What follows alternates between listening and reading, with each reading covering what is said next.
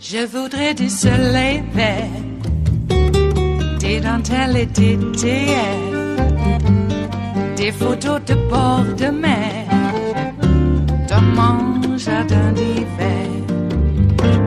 Je voudrais de la lumière, comme en Nouvelle-Angleterre. Je veux changer d'atmosphère, dans mon jardin d'hiver.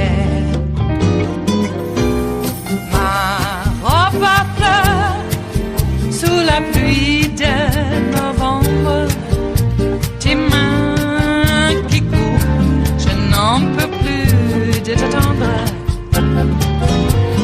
Les années passent, il est loin, là je tombe. Nul ne peut nous entendre. Je voudrais du Fred Astaire, revoir un latte. Bill, what about the possibility that these protests weaken Rouhani and other moderates out there?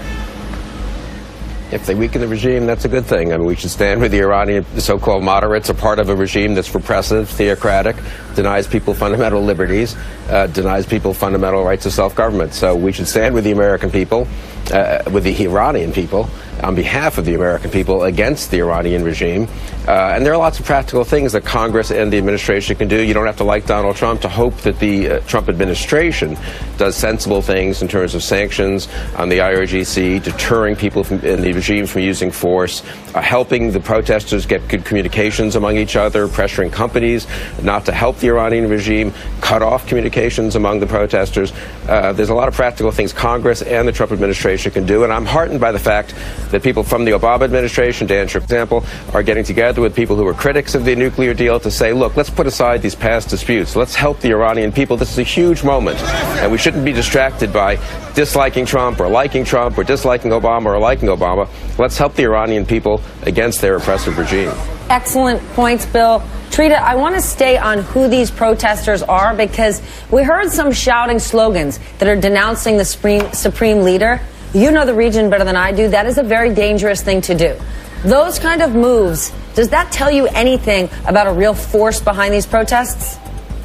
Certainly it's a very dangerous thing to do, and we've seen those slogans come in relatively early in these protests, whereas it took very, very long time for that to happen in 2009. But when we actually look at what is causing this, I mean, the economic situation is very bad. People are rightfully very, very frustrated with the situation. But when you look at some of the root causes of this, of course, a lot of it has to do with corruption. A lot of it has to do with misuse of funds as well as mismanagement. But a large part of this is because expectation that the nuclear deal would actually bring about more investments. The reason why the investments have not come in, the main reason for that, is because of all of this uncertainty that Donald Trump has infused into the situation by constantly speculating as to whether he would kill the deal.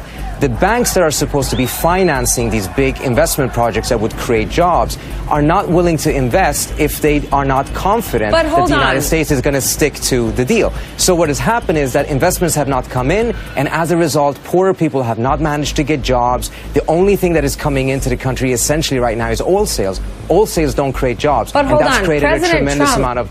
has only been in office for the last year. These people who are out there protesting weren't living the good life a year and a half ago. Certainly. It's about what the expectation was. The expectation was that by now there would actually be much more investments coming in and the economic situation would improve.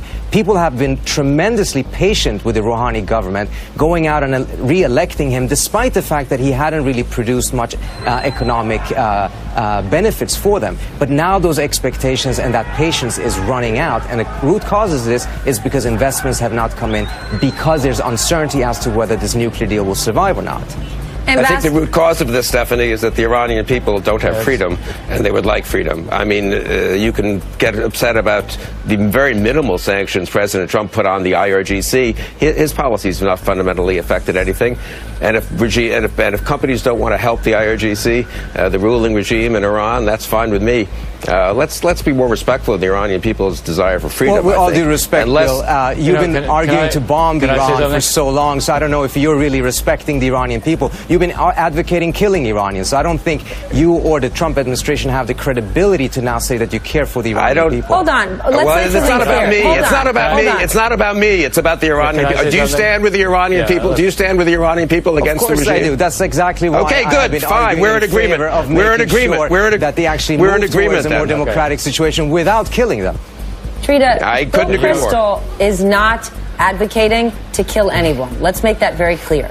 No, on the contrary, there's been all of this argument for taking military action against Iran. So instead of actually having this nuclear deal that has been working. Ambassador, last word. Bill, sorry. Bill. Look, one thing I would say about this is that, one of the reasons you have great economic problems in Iran is not simply because there hasn't been investment from the outside. It's also because about half of the GDP is basically taken up by the Revolutionary Guard and also by the religious charitable trusts. And that creates an enormous distortion. Even if you could produce some of the investment from the outside, it's not going to fix their economic problem soon. So the frustration that exists is a function of a structural problem right now.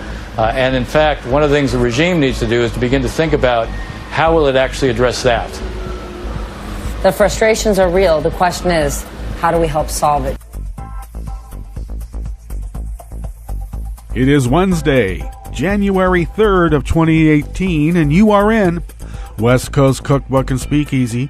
I am your chef de cuisine, Justice Putnam, and we've curated quite a menu here in the Bistro Cafe for you today, starting with Bloody Bill Crystal just really hates being reminded of what a bloody warmonger he is. Now, I know he's an ever-Trumper, and they say politics and war make strange bedfellows, but Bloody Bill Crystal will always be right in the same, well, I don't know if pantheon, but at least along the same list somewhere as I would put an Edward Teller, just because, well,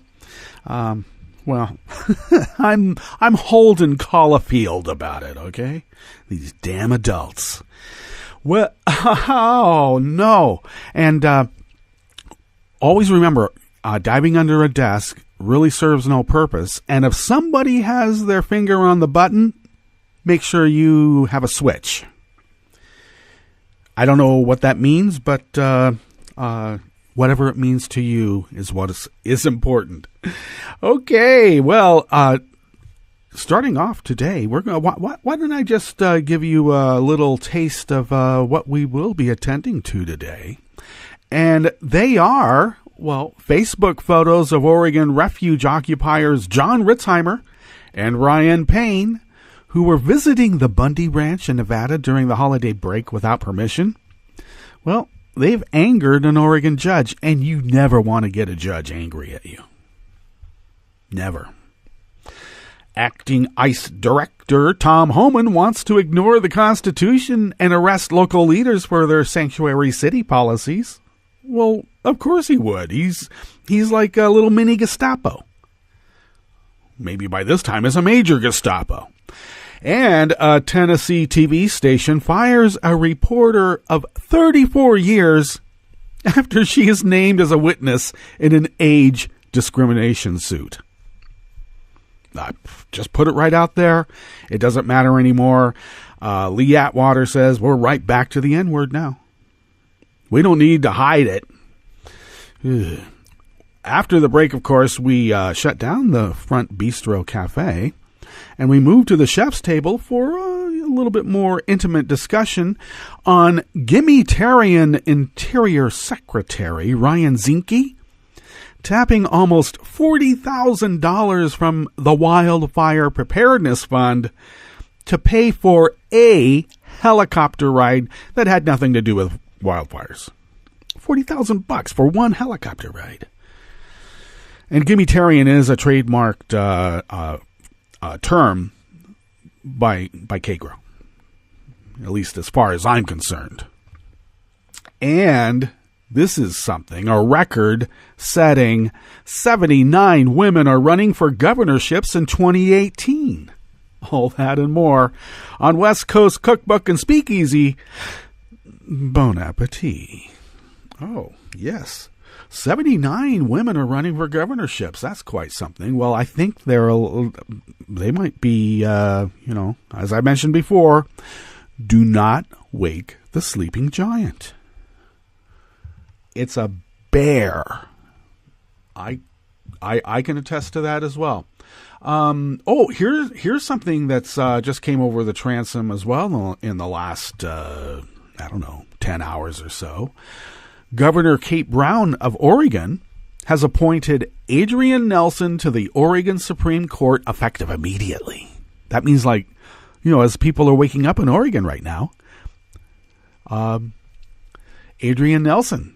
Justice Adrian Nelson is sitting on the Supreme Court. A Multnomah County judge is the first African American to serve on an Oregon appellate court. Well, that's progress, because considering that the state was first set up to be a white-only state, and the KKK still rides. Oh, yeah. Everybody thinks it's just a bunch of crunchy hippies living in Oregon, when there's sharks among us. Well, now might be a good time to remind you that if you scroll down to the bottom of our homepage, Netroots Radio homepage, at netrootsradio.com, you will, of course, notice the chat room link at the rightish of the page, and that is administrated by our roaring girl, Kelly Lincoln, and do contact us that way. But most importantly, of course, is to the leftish of the chat room link at the bottom of our homepage are the Contribute Donate buttons, and that is how we pay our bills, and we are unable to do this without you. And thank you for your generosity in these trying times. You can contact me on Twitter at Justice Putnam, and also on Daily Co's, where I am at right as Justice Putnam. It's a name I did not make up, and why would you? I don't know. Some people would, but I was fortunately anointed with it, and I embrace it, well, completely. Yes, I do. Alrighty. Well, let's go ahead and move on with these menu items that we have for you today. And let's start off with a little bit of Oregon news. After we've had this Oregon news about the first African American to sit on an appellate court position in Oregon all this time. This is by Maxine Bernstein. And she and J.J. McNabb are the go-to people to follow these stories of right-wing occupiers of federal property on the West Coast. And maybe J.J. McNabb is much more comprehensive with the rest of her extremist group reportage. But Maxine Bernstein from the Oregonian is also quite a resource for this particular kind of material.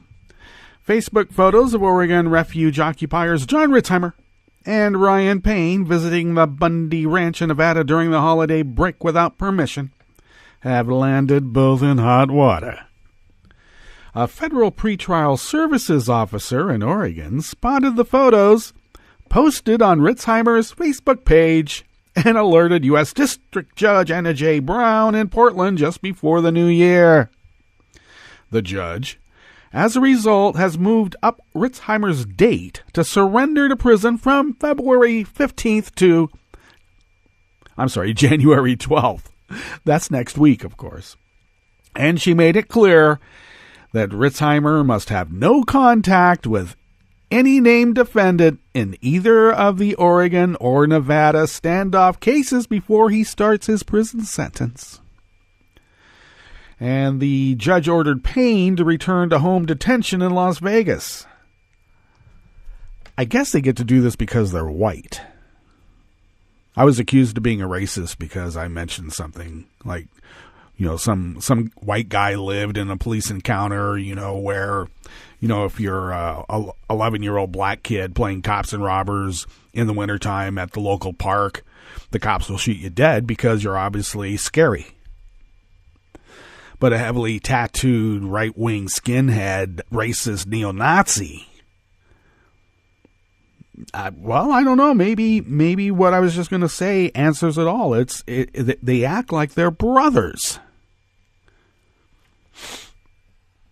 Well, and also let's remind ourselves, these two knuckleheads pleaded guilty, even though there was a nullified jury. I know jury nullification is a questionable term, but here in Oregon it worked. Just as these guys pleaded guilty before the end of the trial. I think even before the trial really got started or was in full force, full bloom. But just as a reminder, the jury pool was not relegated to a particular county. The defense prevailed upon the judge and the court system to expand the jury pool because there's just too many black and brown people living in Portland, Oregon, and they need to get more racist in the rural parts of the state to sit on the jury. And they did.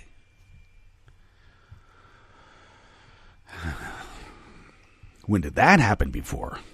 Yes, exactly.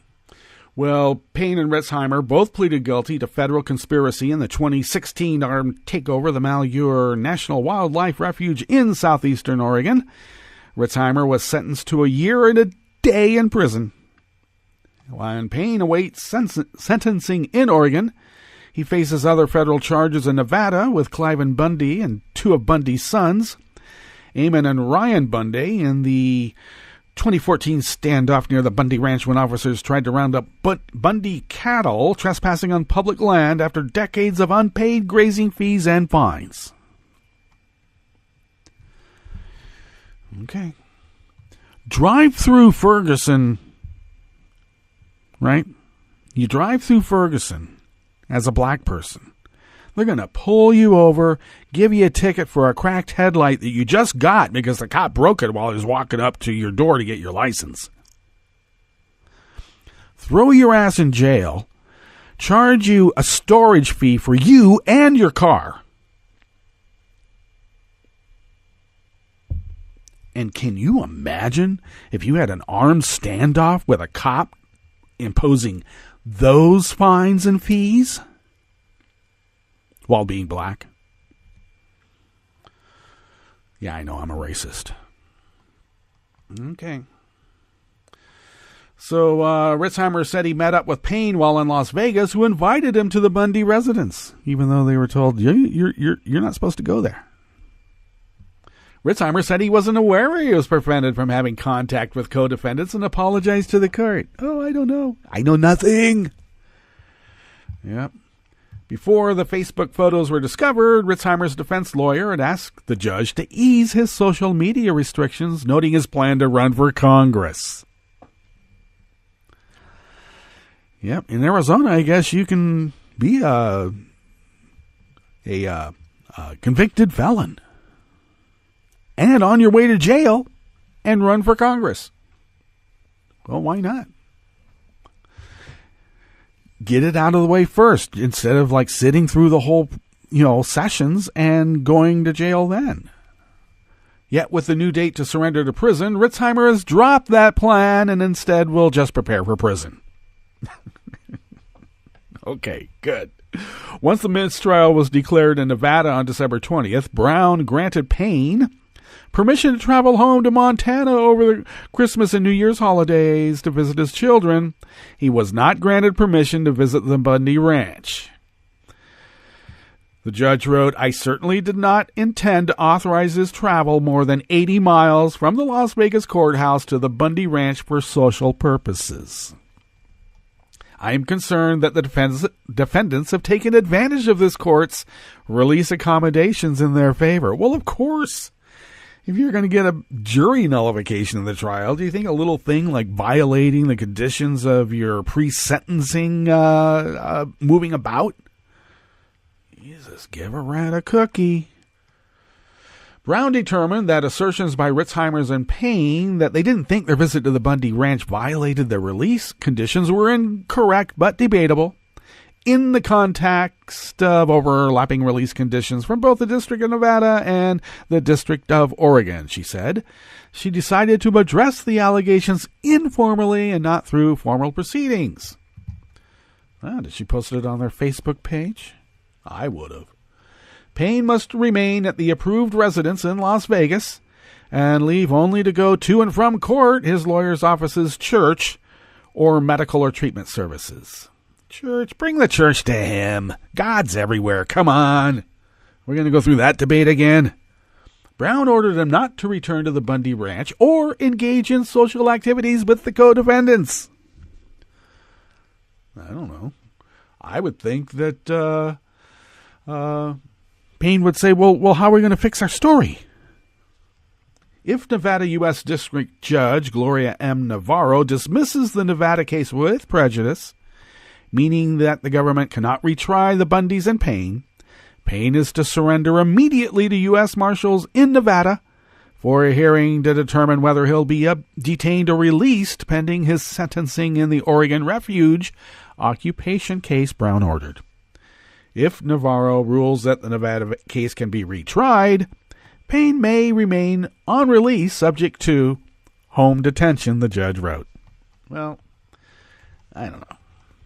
Put him in jail. Let him sit there. Bring him into court in shackles with an orange suit like you do everybody else. Why do these guys get special treatment? I don't know. I know. I'm a purist. How terrible of me. Okay. Now, when the Department of Homeland Security was first established, I mentioned it had a familiar Teutonic ring to it. I mean, what could go wrong, huh? Well, we're seeing it. All I know is that anybody who's supposed to uphold the law, I keep saying this, if they cannot answer who were the three authors, and I give them that, who were the three authors of the Federalist Papers? And then if they can answer that, tell me who wrote Federalist number 70, and then you can go out and ticket people. If not, well, I don't know. Maybe we'll just have to make you a fireman. It's an old police joke, sorry. Okay, this is by Josh Israel, How to Think Progress. Donald Trump's hand-picked immigration and customs enforcement pick, the current acting director of the agency, said that he wants the Department of Justice to personally charge elected officials who do not comply with the administration's immigration enforcement requests with federal crimes. Boy, I hear the boot clicking right now. Man, there's going to be a stiff arm salute somewhere along here. On Fox News, of course, because that's Trump TV. That's Trump State TV now. That's how we get our information from Herr Führer. On Fox News, Tom Homan expressed outrage that a new law in the state of California prevents the federal government from using state and local government resources to carry out immigration enforcement. Well, you're the feds. Bring your own resources. Come on. What do you think this is? This is how America works. So much for states' rights, huh? Yep. They're against federal overreach until they get to do it. Then it's just fine. The new law also limits how much state and local officials have to comply with federal immigration detention requests prior to conviction, making California the first sanctuary state. Apparently, people are assigning sanctuary as like a bad thing. It's bad. All I know is that Superman and Supergirl were refugees. After promising to send more ICE resources to California, Homan urged the Department of Justice to sue those who do not comply with his agency's requests and to hold officials criminally responsible. What? Wow. I don't know. Maybe now the Department of Homeland Security is sounding like a banana republic. I think if we charge some of these sanctuary citizens with violating federal law, I think if they knowingly harbor and shield a known illegal alien, a public safety threat, in a jail and won't give us access, he said. The DOJ should charge the cities and politicians. They need to hold these politicians personally accountable, he explained. I don't know. We've got to take the sanctuary cities on. We've got to take them to court. And we've got to start charging some of these politicians with crimes. Wow. I don't know. Sounds to me like guy hasn't really learned any American civics. I have to find out how old he is, because they stopped teaching American civics probably right around the time this guy was eating lead paint chips off his windowsill. Josh Israel continues, Homan might want to do some legal research. The Supreme Court has expressly said in multiple court cases that the federal government cannot commandeer state or local governments to enforce federal laws. And the Trump administration has strongly criticized states' rights when it comes to immigration enforcement, when defending them as a justification for states to discriminate against transgender kids as well. They're cherry pickers, and we all know that. All right, finishing up here in the Bistro Cafe at West Coast Cookbook and Speakeasy is an article by David Edwards out of Raw Story. Tennessee television station WSMV, an NBC affiliate, came under fire this week after it fired longtime anchor Demetria Kolodamis, who had been named as a witness in an age discrimination suit against the station. Well, that almost proves the point. But who am I? It's only my middle name that's justice. That's what I keep being reminded. Well, the Tennessean reported, that's the major print publication there, of course. The Tennessean reported that WSMV notified Kolodamis that she had been fired by placing a letter on her desk. Was it FedExed? I mean, you don't really get into the big time until you get the FedEx resignation letter on your desk. In a statement, Kolodamis said that it was quite a sad end to a nearly 34-year career, the way this company chose to end it. She explained that the station chose to end her career with a letter left on a desk, no conversation, no face-to-face meeting, and no thanks. Well, come on. This is television media. You're just talent. Get out of here. Kolodamis said that WSMV also made no real offer to extend her contract, which expired on December 31st, but she reported that she was invited to stay on for 2 more weeks so that the station, she said, could create the illusion that I retired. Wow. Kolodamis' ousting comes after the station was accused in a lawsuit of many acts of age discrimination and hostility against her and 2 other reporters. And although Kolodamis is only a witness in the age discrimination lawsuit, which was filed by other employees, her firing is expected to fuel allegations against WSMV. Longtime and loyal viewers need no explanation of what's been happening at WSMV, a once lauded legacy television station, Kolodamis said in her statement. They show you what they are. They always do. And we ought to believe them. And while we do that, why don't we move from the Bistro Cafe back to the chef's table where we will continue the conversation. You are listening to West Coast Cookbook and Speakeasy, and we will be right back. You are listening to netrootsradio.com. Please hang up and try again.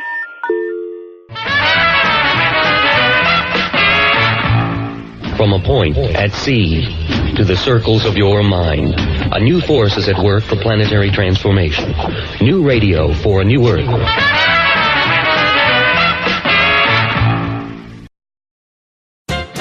Every decade or so, America's mass media are surprised to discover that migrant farm workers are still being miserably paid and despicably treated by the industry that profits from their labor. Stories run, the public is outraged again, assorted officials pledge action, then nothing changes. News reports recently have redocumented that the shameful abuse of these hard-working, hard-traveling families continues. A Los Angeles Times report revealed that even if they receive the legal minimum wage, many farm laborers earn less than $17,500 a year because of the low pay and the seasonal nature of their work.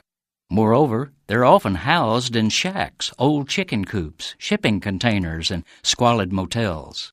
This year, though, multi-billion-dollar agribusiness interests from Florida to California are uniting in a push for new assistance, not for workers, but themselves.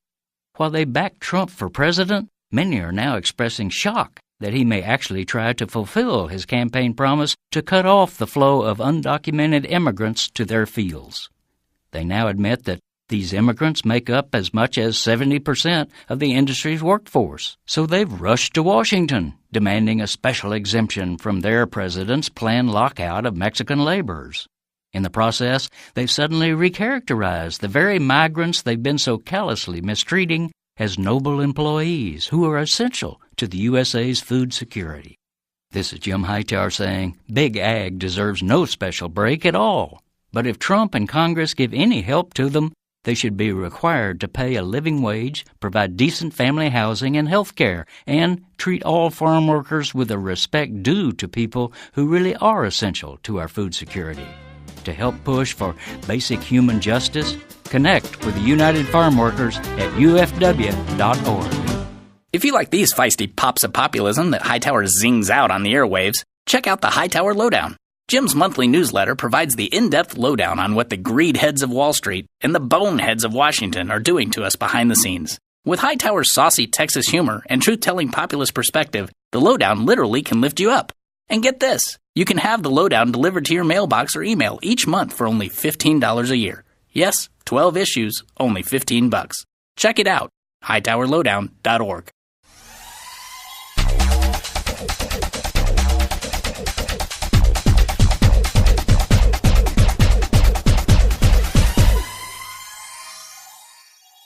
Hi, it's Tom. Could we humbly suggest your donation to netrootsradio.com? All we've got to run this 24-hour powerhouse of progressive resistance radio is what comes out of our own wallets. And you are our biggest donor. And it doesn't take much, $3, $5. Just go to the bottom of our netrootsradio.com page and hit our secure donate button. Heck, you can even make a recurring contribution. And you'll get a wondiferous pair of Netroots radio stickers for application to your backpack, your bumper sticker, or your banjo. Well, it's up to you which backpack you want to put it on. So donate what you'd like at the bottom of our netrootsradio.com's homepage. Because you are our biggest donor. Netrootsradio.com. Together, we are Resistance Radio. This program is presented by the Centers for Disease Control and Prevention.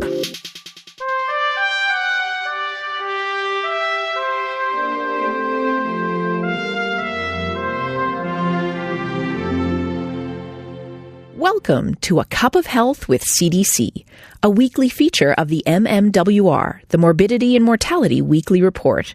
I'm your host, Dr. Kathleen Dooling. From a very young age, we're encouraged to eat fruits and vegetables. Unfortunately, many Americans are not getting the message. Dr. Seung-Hee Lee Kwan is with CDC's National Center for Chronic Disease Prevention and Health Promotion. She's joining us today to discuss the importance of eating enough fruits and vegetables. Welcome to the show, Seung-Hee. Thank you for having me. Seung-Hee, what is the recommended amount of fruits and vegetables? The federal guidelines recommend that adults consume at least 1.5 cups to 2 cups of fruit and 2 to 3 cups of vegetables each day. This is for adults who get less than 30 minutes of physical activity a day. Adults who are more physically active need more calories and thus should be eating more fruits and vegetables. 1 cup is about 12 strawberries or 1 large tomato. How many people consume the recommended amount of fruits and vegetables? We found that very few adults are getting enough fruits and vegetables. Just 12% are eating the recommended amount of fruits, and less than 1 in 10 eat enough vegetables. And consumption is lower among men, young adults, and adults living in poverty. Why is eating a diet rich in fruits and vegetables so important? Eating a diet rich in fruits and vegetables can help with 3 things. 1, it can reduce the risk of many leading causes of illness and deaths, such as heart disease, type 2 diabetes, some cancers, and even obesity. It can also add important nutrients that are commonly missing in Americans' diet.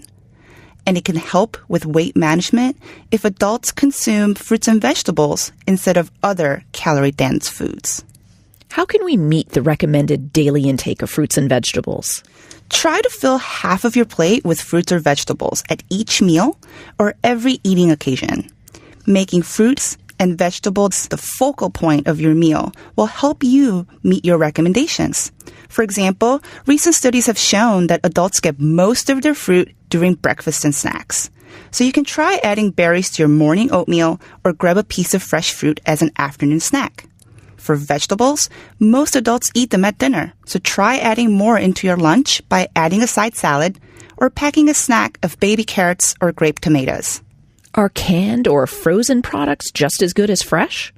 All forms of fruits and vegetables count towards meeting the recommendations.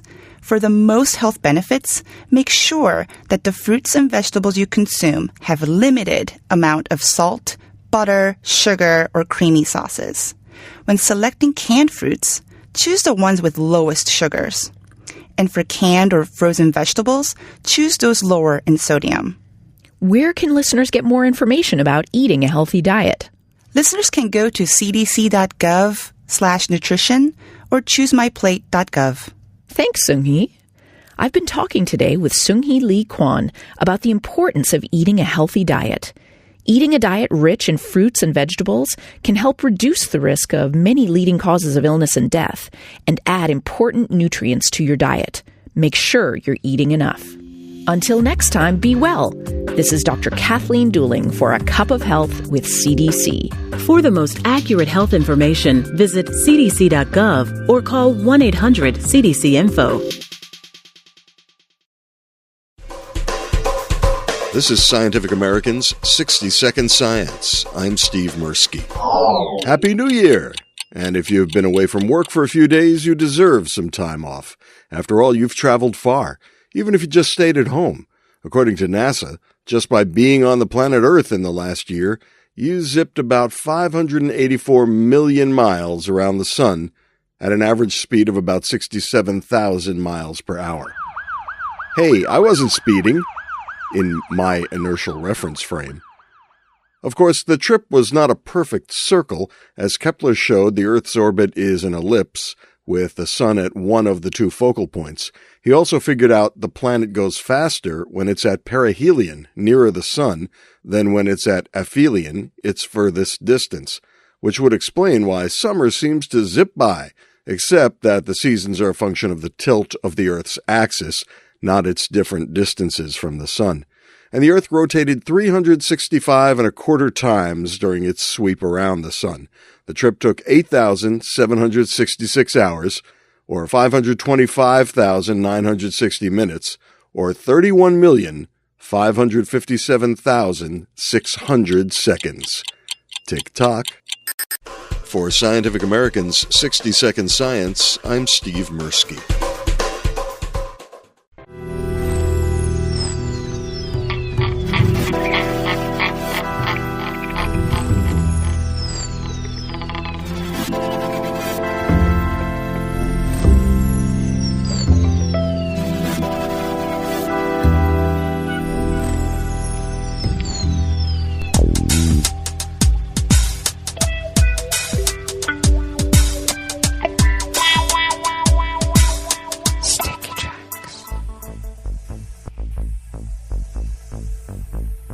Well, thank you for accompanying us back to the chef's table. We've broken down and cleaned up the Bistro Cafe and returned it to its original splendor as well, a Bistro Cafe with some nice cookbooks from around the world.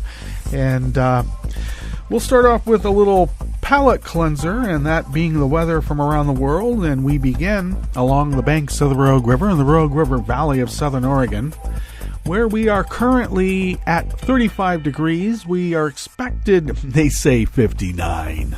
No way. I keep telling, we have not broken 50, and they keep giving me these forecasts where we're going to be almost 60, and come on. But regardless, we're going to have rain later on today. It's quite overcast at the moment. Winds are light and variable right now, about 3 miles or less out of the east-northeast, but they will be picking up out of the east at 5 to 10 miles per hour this afternoon.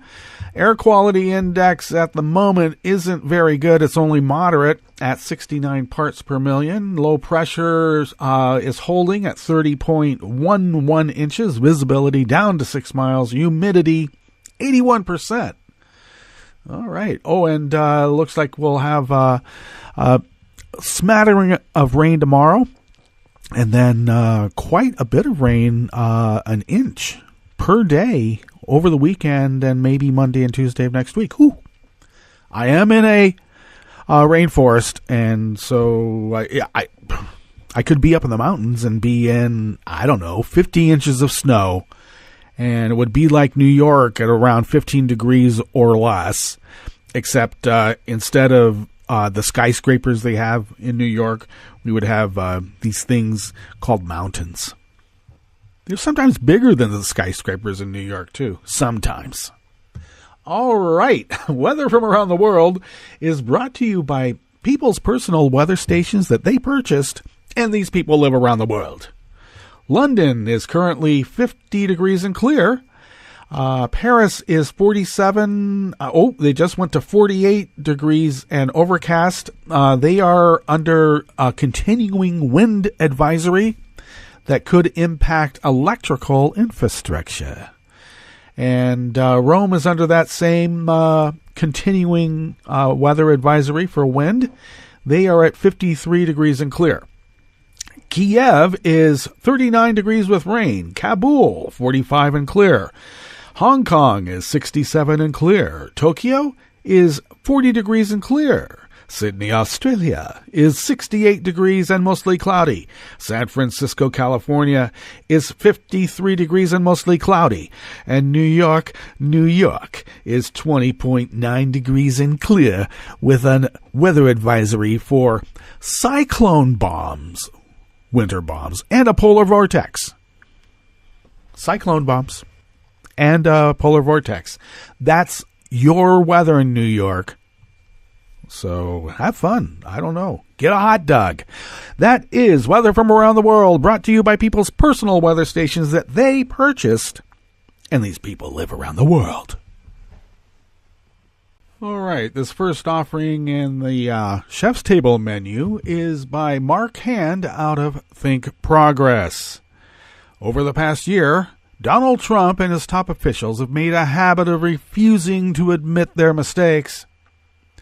A common refrain from Trump officials is they have nothing to apologize for, whether it's Trump giving an extremely partisan speech at last summer's Boy Scout Jamboree, or his administration accusing the British government of working with the Obama administration to illegally surveil Trump Tower in New York City. Well, it wasn't illegal. In a rare acknowledgement of error, the Trump administration's Department of Interior admitted it made a mistake by trying to use wildfire preparedness funds to pay for helicopter rides taken by Interior Secretary Ryan Zinke that had nothing to do with wildfires. The admission came only after a news organization inquired about the account used to pay for the trip. You know, that news organization is obviously an enemy of the state. If Ryan Zinke is the state, because we aren't the state anymore, the Gimmetarians are. Gimme, gimme, gimme, gimme, gimme.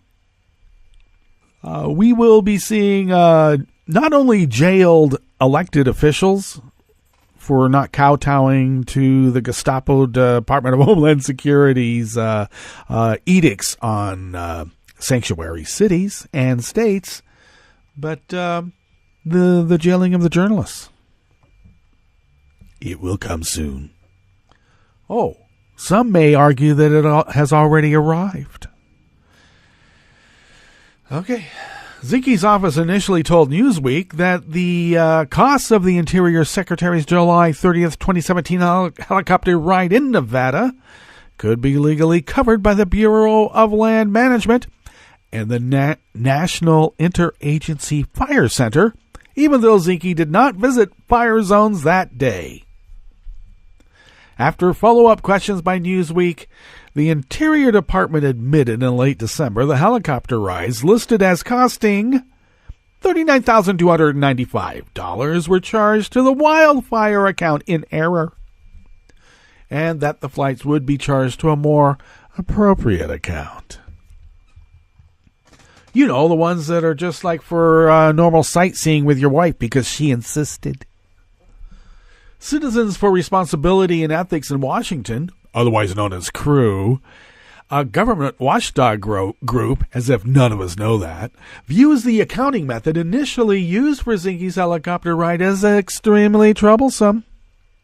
Ryan Zinke caused a lot of controversy with his private flights, but none have been as egregious as using wildfire preparedness funds to pay for a trip that had nothing to do with wildfires, while a wildfire ravaged California, and I should add, firefighters died.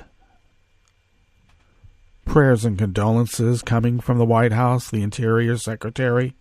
Nah, they got to go see the Grand Canyon. The use of the fire center account for Zinke's helicopter rides occurred in the same year that the western U.S. saw some of the worst wildfires in the nation's history. During his helicopter ride, the Detwiller wildfire ravaged in Mariposa County, California, starting on July 16th and ending on August 24th. It burned about 82,000 acres and destroyed about 63 homes. In Oregon, the Chetco Bar wildfire started on July 12th, burning about 191,000 acres before it was contained in early November. It was the 8th largest wildfire in Oregon history.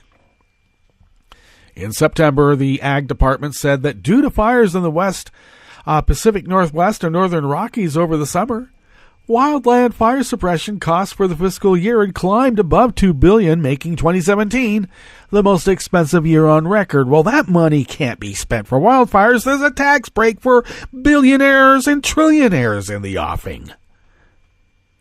And if you're terraforming, trust me, the old ways are usually the best, and the old ways are wildfire. Just clear that off, get rid of all the pests that live there, even the human ones, and then remake it to your heart's desire, like, I don't know, drilling for non-existent microscopic bubbles of gas entrapped in solid rock. Job creators. Zinke has come under intense scrutiny for his travel practices more than any other current Trump cabinet official. Well, that's only because Price is gone.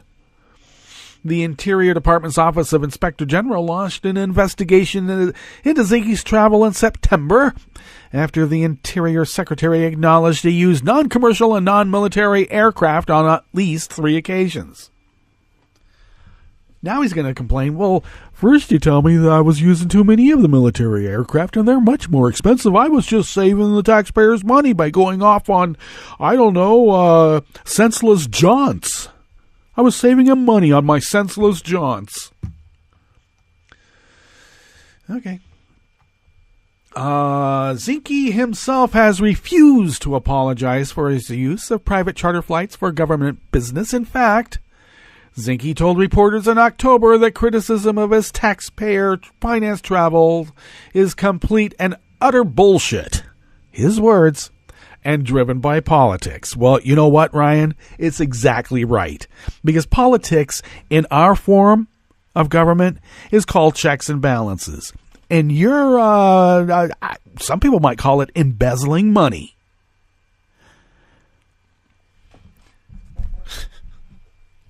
Gimmetarians.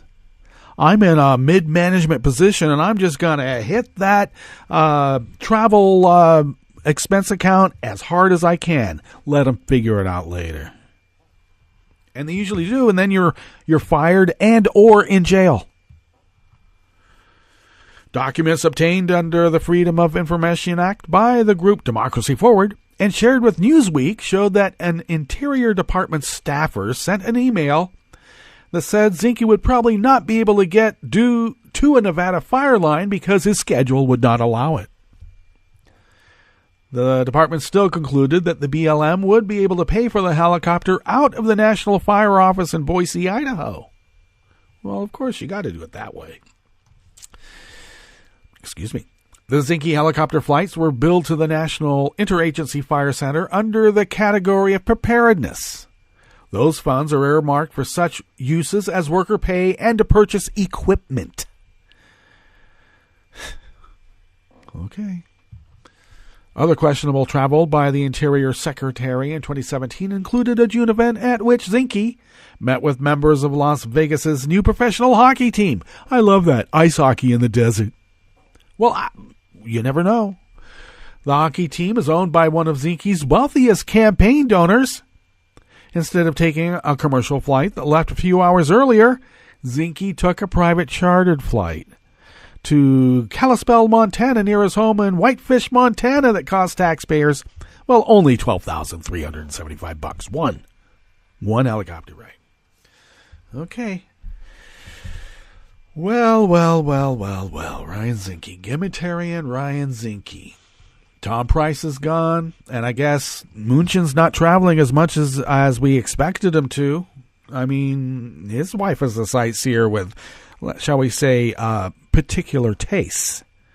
And Ryan Zinke and his wife go on quite a few sightseeing trips, and they don't mention it in this article. But yeah, instead of going seeing a wildfire, his schedule didn't permit it because he and his wife had already scheduled the private charter Grand Canyon tour. Well, I always like to finish up a really nice conversation and meal with something a little sweet. And I consider this sweet. I think this is quite savory as well. Marie Solis out of Newsweek. Women are running in gubernatorial races in record numbers in 2018, and some of the winners could be their state's first female governor ever. The majority of the 79 women running or seriously considering running for governor nationwide are progressives, with 49 Democrats and 30 Republicans readying themselves for the 2018 campaign season. If all 79 women end up running, they'll blow past the record 34 women who sought to lead the states in 1994. Some of it is absolutely a reaction to Donald Trump and his policies, Jean Zinzdak, Associate Director of Rutgers University Center for American Women and Politics, told NPR in February. For others, it is Hillary's loss, which sort of woke them up to the idea that maybe we have not made as much progress as we thought. Well, I think that's true as well. Women say the higher number of female candidates will alter American politics and affect changes across the broader society. Usually do. We can change the trajectory of the country and help the communities that are trapped by income inequality and social immobility, Stacey Abrams, a Democrat hoping to become Georgia's first black female governor, told Newsweek last month. But to do so, you have to support people who are willing to test the bounds of our political system.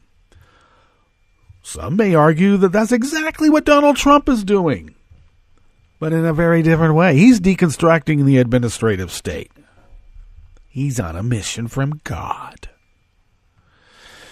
Abrams' only primary opponent for now happens to be another woman, Stacey Evans, who, like Abrams, served in the Georgia House of Representatives. Multiple women are also eyeing the governor's office in Ohio, where 4 female candidates, 3 Democrats and 1 Republican, have launched their 2018 campaigns. The governor who is currently holding that office, John Kasich, is fortunately, by the grace of God, term limited out. And when I say the grace of God, I mean like Ronald Reagan and those types. Because term limits became very popular during their time. In all of the U.S. history, only 39 women have ever served as governor. Many of the country's first female governors stepped into the position only because their husbands died, or were not allowed to succeed themselves. It wasn't until 1975 that a woman, Ella Grasso, Democrat of Connecticut, won a gubernatorial race in her own right. Currently, there are 6 women governors, making up just 12% of the country's top state leadership. And last time I looked, there's like 51% women and 49% of us guys. Just saying.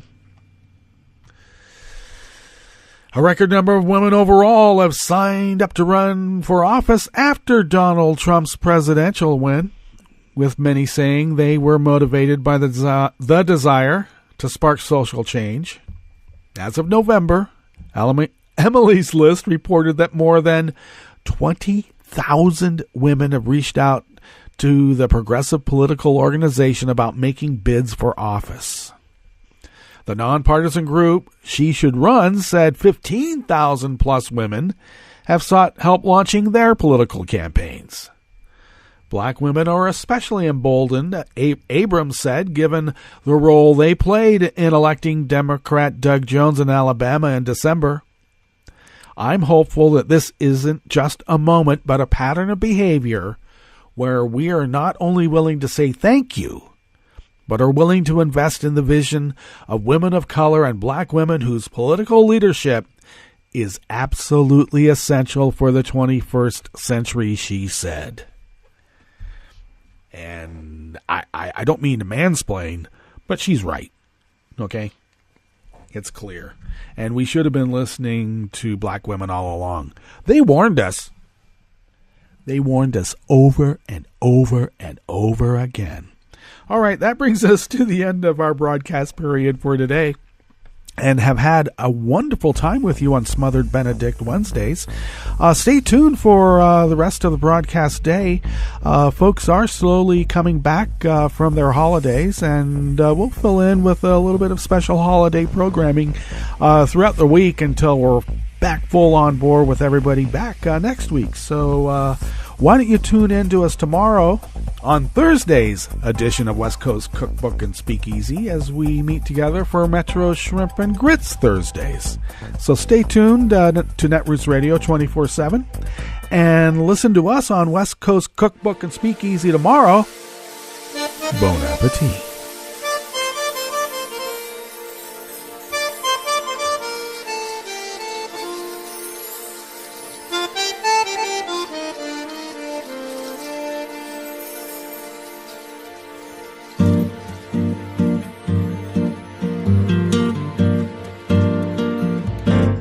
Je voudrais du soleil vert, des dentelles et des théières, des photos de bord de mer, dans mon jardin d'hiver. Je voudrais de la lumière, comme en Nouvelle-Angleterre. Je veux changer d'atmosphère, dans mon jardin d'hiver. À fleurs sous la pluie de novembre, tes mains qui courent, je n'en peux plus de t'attendre.